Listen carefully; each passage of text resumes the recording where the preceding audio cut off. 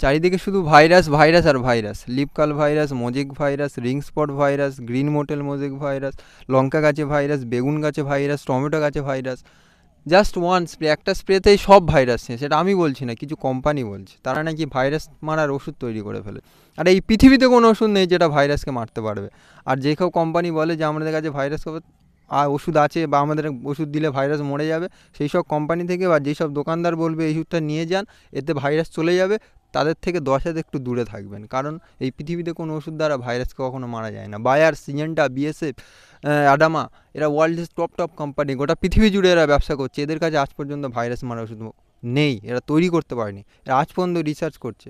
কারণ পৃথিবীতে শুধু ভারতবর্ষ নয়, গোটা পৃথিবী জুড়ে সব জায়গায় সব দেশেই কিন্তু ভাইরাস এগ্রিকালচার শুধু সেক্টরে বিরাট বড় একটা মানে ক্ষতিকারক দিক, মানে প্রচুর ক্ষতি করে। যেটা শুধু এগ্রিকালচার সেক্টর বলা ভুল হবে, কারণ আমাদের মানুষের মধ্যেও একটা ব্যাপক ক্ষতি করে ভাইরাস। আমাদের আজ পর্যন্ত আমরা ভাইরাসকে মারার কোনো ওষুধ তৈরি করতে পারিনি, ভাইরাসের ভ্যাকসিন তৈরি করতে পেরেছি, তাও আমরা ভাইরাসকে পুরোপুরিভাবে আটকাতে পারিনি। তো যেসব কোম্পানি, আমি আরবার বলছি, যেসব কোম্পানি এগুলো বলবে যে আমাদের কাছে ভাইরাস ওষুধ আছে, তাদের থেকে দূরে থাকবেন। কারণ ভাইরাসকে কখনো ওষুধ দ্বারা মারা যায় না, এই কথাটা সবসময় মনে রাখবেন। তো নমস্কার বন্ধুরা, আমি সুমন, আর কৃষক জীবনের গল্পের একটা নতুন ভিডিওতে আবার আপনাদের জানাই স্বাগত।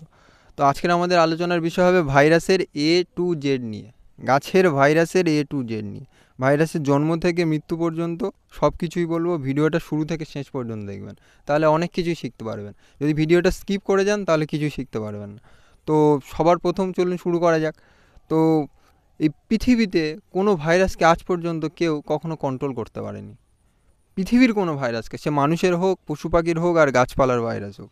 কারণ আমরা ভাইরাসকে আটকাতে পেরেছি ভ্যাকসিন দ্বারা বা বিভিন্ন মাধ্যম দ্বারা, ভাইরাসকে আটকাতে পেরেছি, কিন্তু ভাইরাসকে মারতে পারিনি বা ভাইরাসকে কন্ট্রোল করতে পারিনি। কারণ ভাইরাসকে কন্ট্রোল করা যায় না, we are not control in virus. আমরা ভাইরাসকে কন্ট্রোল করতে পারি না। এবং ভাইরাসকে যে আমরা ভ্যাকসিন দ্বারা আটকাতে পেরেছি সেটা কিন্তু 100% নয়। অর্থাৎ পোলট্রি ফার্মে ভ্যাকসিন দেওয়া হয়েছে, তবুও দেখবেন মুরগি মারা যাচ্ছে, পশু পাখি মারা যাচ্ছে। মানুষের ভ্যাকসিন দেওয়া হয়েছে, মানুষ তবুও করোনা দ্বারা আক্রান্ত হয়েছে। আমি যদি উদাহরণ দিই, আমরা এখন ভ্যাকসিন নিয়ে আছি, এর মানে এই নয় যে আমরা ভাইরাস থেকে সম্পূর্ণ মুক্ত। এটা কিন্তু ভুল। আমাদের শরীরে এখনও ভাইরাস লাগতে পারে, ভাইরাস নিজের রূপ চেঞ্জ করে আমাদের আক্রান্ত করতে পারে। আমরা কিন্তু করোনা থেকে সম্পূর্ণ মুক্ত নই। ঠিক তেমনই গাছের কোনো ভ্যাকসিন নেই, কিন্তু কালকে যদি কোনো কোম্পানি গাছের ভ্যাকসিন বের করেও দেয়, আপনি সেই ভ্যাকসিন স্প্রে করেও তবুও গাছকে সম্পূর্ণ রোগমুক্ত রাখতে পারবেন না, মানে ভাইরাস মুক্ত রাখতে পারবেন না, গাছেও ভাইরাস আক্রান্ত হবেই। এটা কোনো গ্যারান্টি নেই যে ভ্যাকসিন দেওয়ার পরেও ভাইরাস থেকে মুক্ত থাকবে গাছ। ভাইরাসকে আমরা 100% কন্ট্রোল করতে পারি না। তাই ভাইরাসের ক্ষেত্রে একটা কথা যে prevention is better than cure, মানে রোগ সারানোর থেকে ভালো রোগকে হতে না দেওয়া। মানে গাছে ভাইরাস লাগার আগে তাকে প্রতিরোধ করতে হবে বা তাকে আটকাতে হবে। একবার লেগে গেলে মানে তার কোনো প্রতিকার নেই, তাকে সারানো যায় না।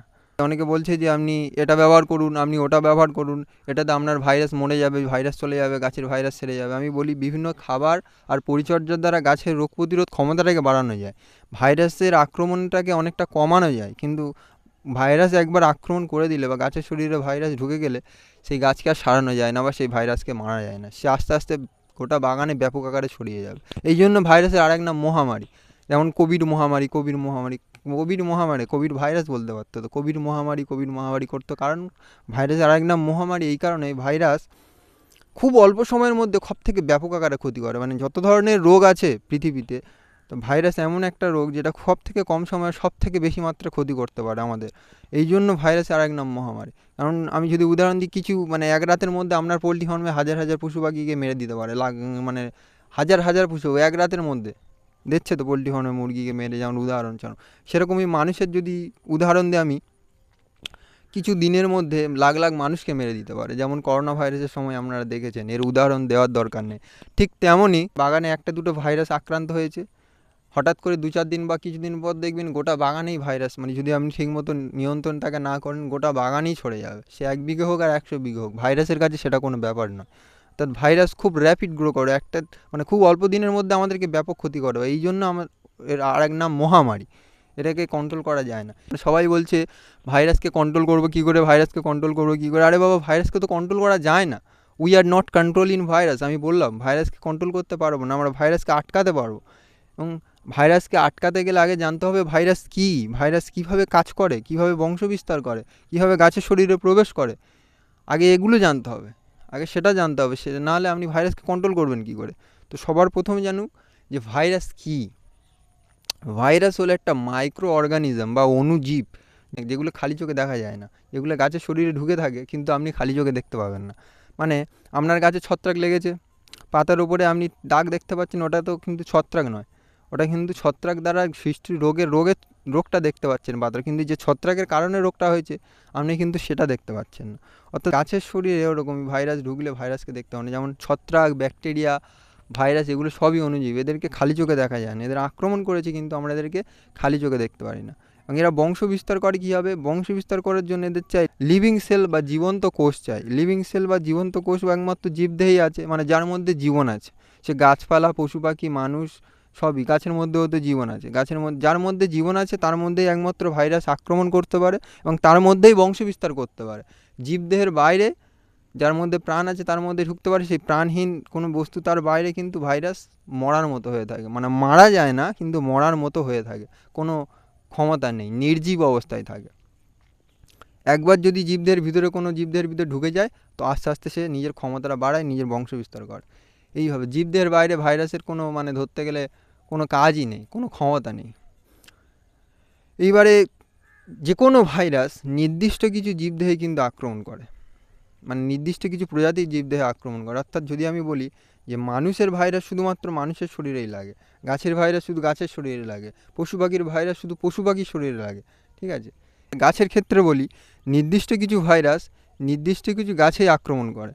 যেমন মানে সব ভাইরাস, গাছের একটা ভাইরাস সব গাছে আক্রমণ করে না, কোনো একটা গাছের ভাইরাস সেটা কিন্তু সব গাছে আক্রমণ করবে না। সেটা হতে পারে গাছের ভাইরাস, কিন্তু সব গাছে আক্রমণ করবে না, কারণ তার একটা হোস্ট প্ল্যান আছে, অর্থাৎ আক্রমণকারী গাছ আছে যার শরীরে সে ঢুকে বংশবিস্তার করতে পারে, সেই রকমই গাছকে বলা হয় হোস্ট প্ল্যান।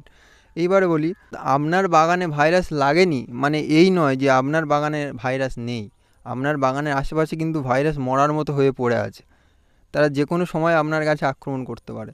হয়তো আপনার বাগানে ভাইরাস মরার মতো হয়ে পড়ে আছে, আপনার গাছে আক্রমণ করেনি মানে সেই ভাইরাসটা আপনার গাছে আক্রমণকারী ভাইরাস নয়, তাই আক্রমণ করেনি। কিন্তু যদি আপনার কাছে আক্রমণকারী ভাইরাস হয় তাহলে আজ নয়তো কাল সে আপনার গাছে আক্রমণ করবে, ঠিক আছে। বা হয়তো সে অন্য কোনো গাছে আক্রমণকারী ভাইরাস, তাই আপনি ওই গাছটা যেটা আপনার বাগানে আছে সেই গাছটা যখন ফসলটা তুলে নেওয়ার পর অন্য গাছ লাগাবেন সেই গাছে হয়তো আক্রমণ করবে, এই রকম। তো ভাইরাস আক্রমণ করেনি মানে আপনি হয়ে থাকবেন না যে আপনার গাছে ভাইরাস আক্রমণ করেনি। তো যে কোনো সময় কিন্তু সে আপনার গাছে ঢুকতে পারে যদি সেই গাছটা আপনার বাগানে আপনি লাগান। তো আগে থাকতে আপনাকে প্রতিরোধমূলক ব্যবস্থা নিতে হবে যাতে ভাইরাসকে আটকানো যায়। আর একবার গাছের শরীরে কোনো ভাইরাস ঢুকে গেলে আপনি তাকে আর আটকাতে পারবেন না, সে আস্তে আস্তে ছড়িয়ে যাবে গোটা বাগানে। এই জন্য আগে জানতে হবে যে ভাইরাস গাছের শরীরে ঢোকে কীভাবে, আগে সেটা জানতে হবে, নাহলে আপনি ভাইরাসকে আটকাবেন কী করে। তো যেহেতু ভিডিওটা অনেক লম্বা হয়ে যাচ্ছে তাই আজকের এই পর্যন্তই থাক। এই ভিডিওর একটা দ্বিতীয় পর্ব আমি আনবো, সেখানে ভাইরাস গাছের শরীরে ঢোকে কীভাবে সেটা নিয়ে আলোচনা করব। যদি কোনো প্রশ্ন থাকে আমাকে কমেন্ট করবেন আমার কমেন্ট বক্সে। আর ভিডিওটা যদি ভালো লেগে থাকে একটা লাইক করবেন, বন্ধুদের মধ্যে শেয়ার করবেন, আর চ্যানেলটা সাবস্ক্রাইব করে আমাদের পাশে থাকবেন। অনেক কিছুই শেখাবো। ধন্যবাদ, ভালো থাকবেন।